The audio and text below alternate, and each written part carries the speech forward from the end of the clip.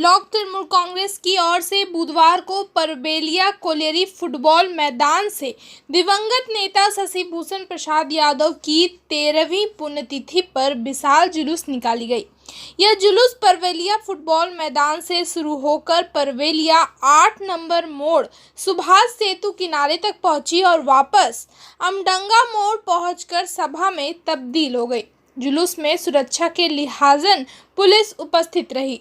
मालूम हो कि वर्ष 2010 में 29 मार्च को दिन दहाड़े परबेलिया बाजार में हत्यारों ने उन्हें गोली मार दी थी। बुधवार की सभा में शशि भूषण प्रसाद यादव के तस्वीर पर माल्यार्पण कर सभा की शुरुआत की गई। सभा में पुरुलिया जिला सभाधिपति सुजॉय बनर्जी, पुरुलिया नगर पालिका के अध्यक्ष नवेंदु महाली, पुरुलिया जिला आरटीओ सदस्य हजारी बावरी, शिवकांत पांडे, नितुरिया पंचायत समिति के उपाध्यक्ष शांति भूषण प्रसाद यादव, सालतोड़ ग्राम पंचायत प्रधान सुमित सागर प्रसाद यादव, डॉक्टर सुबल चक्रवर्ती, शेख बनी आमीन, राधे श्याम साव, महेंद्र साव, संजय यादव सहित अन्य लोग उपस्थित थे। इस दौरान वक्तव्य में नेताओं ने कहा कि शशि भूषण प्रसाद यादव इस क्षेत्र में तृणमूल के संस्थापक थे। उनके निधन होने पर पार्टी को अपूरणीय क्षति हुई है। उन्होंने कहा कि भूषण यादव जमीनी स्तर के नेता थे। वह हमेशा गरीबों के बीच तन, मन और धन तीनों चीजों के साथ खड़े रहते थे। उनके बड़े भाई के लिए श्रद्धांजलि होगी कि उनका नाम बराबर इस क्षेत्र में, इस जन समुदाय में, इस इलाके में वो नाम बराबर जिंदा रहेगा। ये मेरी अपनी तरफ से, पूरे संगठन की तरफ से मैं अपनी श्रद्धांजलि उनको देता हूँ। जो तो एक आइकॉन थे हम लोग के इलाका के लिए। जैसे कि हम लोग मानते हैं कि राजनीतिक जब से चालू किए थे, उनका वर्चस्व इतना बढ़ते जा रहा था कि इसको बहुत आदमी को खला नहीं, और इस वर्चस्व के कारण ही उनके पद को शून्य कर देने के लिए वो लोग एक चेष्टा किया था। लेकिन माने आप उनको हटा दीजिएगा, लेकिन उनको उनके माने व्यक्तित्व को किसी का दिल से नहीं हटा। पद से जुड़ने के लिए वो किस संगठन से जुड़े हुए थे? देखिए, शुरू में वो यूनियन करते थे, कोयला मजदूर कांग्रेस से जुड़े हुए थे। उसके बाद 1988 साल में पहले बार कांग्रेस का दामन थामा था।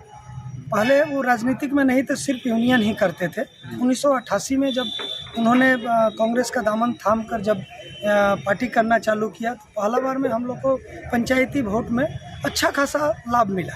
तो सीपीएम देखा कि हमारा मैंने आस्ते आस्ते रास्ता खसक रहा। तो उसके बाद उनका मैंने इतना वर्चस्व बढ़ते गया कि 1995 साल में सालतोड़ ग्राम पंचायत पर ही कब्जा नहीं किए, रायबांध एवं गुनियारा तीन उनके देखरेख में 3 पंचायत पर कब्जा किया गया।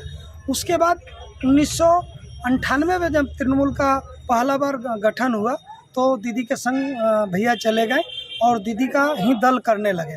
उस समय से बाद से हम लोग देखा गया कि पुरुलिया जिला में एकमात्र नेतुरिया ब्लॉक एवं सालतोड़ ग्राम पंचायत इलाका था जो उनके नेतृत्व में पूरा मैंने नेतुरिया ब्लॉक को सीपीएम का अमल काल में हम लोग जीत कर अपना परचम लहराए थे उनके नेतृत्व में। तो ये सब चीज़ था जो उनके राजनीतिक करियर का चीज़ था, जो कि हम लोग 1 तारीख को उनका पत्रिका के द्वारा आपको सूचित भी किया जाएगा, जानकारी भी दिया जाएगा।